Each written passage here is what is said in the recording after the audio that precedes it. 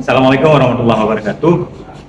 Saya Indra Gunawan, salah satu panitia seleksi tes tulis beserta pemagangan dalam negeri di dua perusahaan, yaitu PT Solusi Bangunan Dallas dan PT Telkom Indonesia.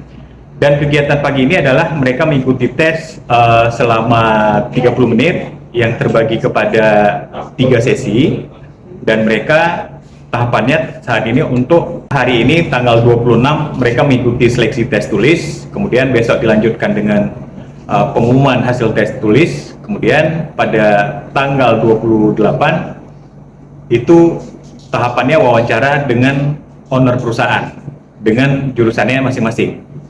Dan jadi pagi ini mereka sesuai dengan jadwal akan mengikuti tes selama 30 menit dengan jadwal yang sudah ditentukan oleh panitia. Kemudian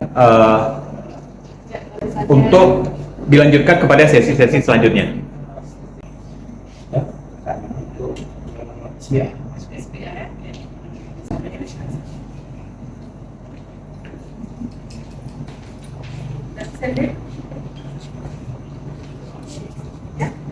Lihat perusahaannya.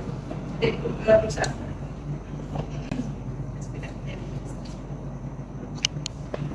Sesuai kita ya. Ini